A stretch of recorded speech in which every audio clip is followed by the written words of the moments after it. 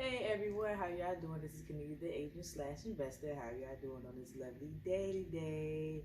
It's been a while since I have seen y'all. My first post on my video that I had just posted for this month is already up. Please check it out. It's been a minute that I haven't seen y'all. Like I told y'all before in my previous video, I just had my lovely daughter back in June. Right now, as we speak, she's in my arms right now. She would not allow me to put her down for me to do this video, but she is asleep. And in advance, as always, I do apologize if you hear any background noise. I tried to start earlier, but she was crying, and then I had to get this video out. Not only that, I got the people cutting grass, and you may hear my son. But let me stop rambling on. Let's get to what we are talking about in this video.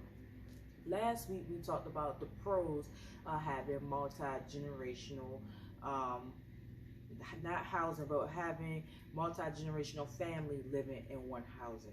Now we're going to talk about the cons of having multi-generational family living in one housing together. So we already discussed 2 months ago, I think that was the last video that I talked about multi-generational family members living in one housing, what that means and what that goes about, and we already talked about the pros about it last week.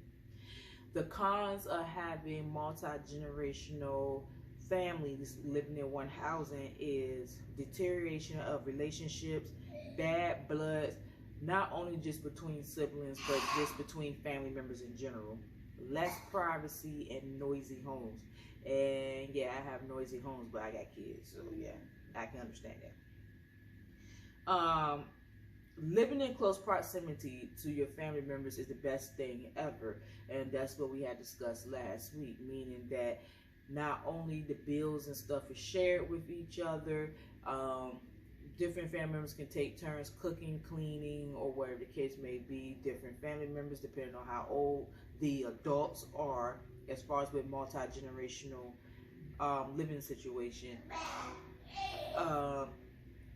You got some family members that can take care of the children for you, or take care of the oldest elders that's in the house, and it can all work out perfectly fine. You get the best bonding time and everything else. Now, on the flip side of all of this is, for one, if y'all are the type of family members that y'all don't get along at all, or y'all have different beliefs or different religions or different whatever the case may be, this would not be something that I would recommend for anybody to get for those situations. Now, even though I was discussing like bad blood, basically it only have to, not just bad blood between siblings, but just bad blood in general with family members. It can deter the bond that y'all have, because like I said, y'all can have different beliefs, different things that y'all want to do. Maybe one of the family members like quietness and the other family members like rowdiness. That's not going to be fun if y'all both in the household together butting heads on that. One family member could be very messy. The other family member may not be messy at all. Once again, and living in a multi-generational housing, y'all will butt heads. With my family members, I love them to death, but because I have my own little personal style and taste and how the way I think and act, it's not going to work with me staying with my mom or my dad or my grandmothers. And that's the same thing with my mom and dad and my grandmothers when it comes to me and my siblings. How the way we operate and do things, since we have our own place, is just not going to be we're not going to be as close, because we're going to irritate the shit out of each other, is the best way that I can put it. Now, as far as with me and my siblings go, if me and my siblings would have stayed inside of a multi-generational housing, we wouldn't really bother each other too much, because they would have their own little close quarters and I would have my own little close quarters somewhere else. And we may pick with each other here and there, but mainly we just wouldn't bother each other so much. The only thing that we would have had to worry about is our significant others, because who we mess with, their personalities is not going to mesh accordingly to how the way mine and my siblings' personality. Which mine and my siblings, we have a close bond, so that's why I say it won't bother us. But the cons on that would be our significant others may not want that type of closeness, if that makes sense.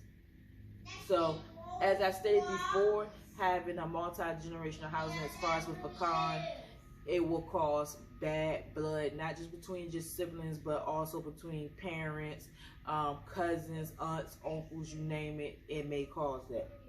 The next one would be the lack of privacy.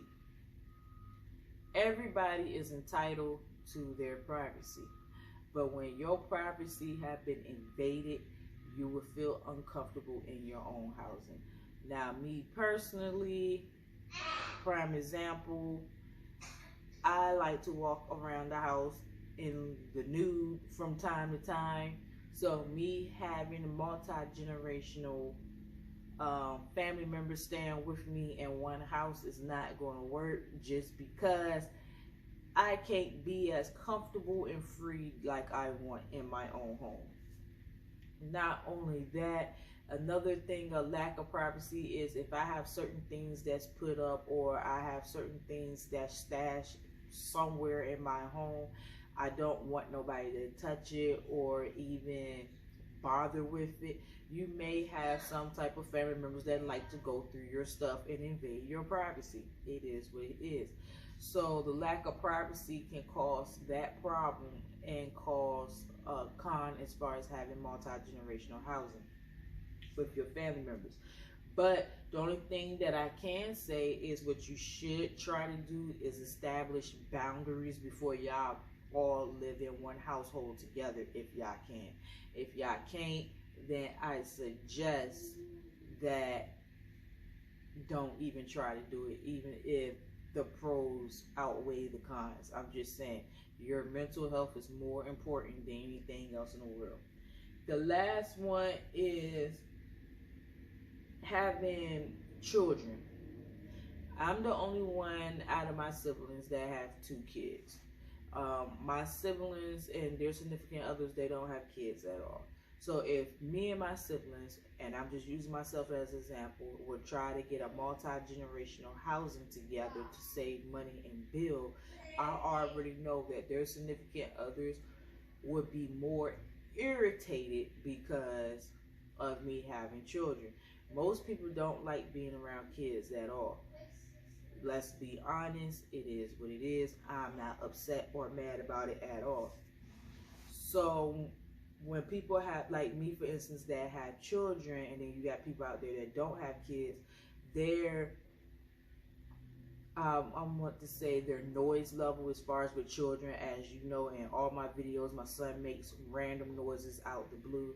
Then I have a daughter, and now that's a newborn, and she gonna do all this crying and everything else. Most people can't tolerate that.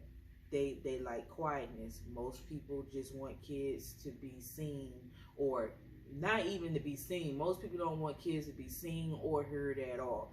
They just want them to just sit there and be quiet. So if you have a multi-generational housing with your family members, you have to respect the fact that not everybody gonna want to stay with you if you have kids, or on the flip side, if you don't have kids. It is what it is.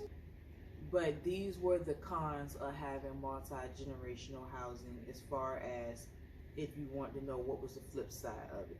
As I told y'all before in my previous video, if you are a first-time home buyer, there is a way and will where you and your family members can pull y'all resources together to get a multi-generational housing, or be a multi-generational family member. I keep getting the words interchangeable, so I do apologize. But anywho, if you and your family members need help, or if y'all, like I said, is a first-time home buyer, please look me up. I am Kenita, the agent/investor. I'm always happy to help. And y'all enjoy the rest of y'all day. Bye.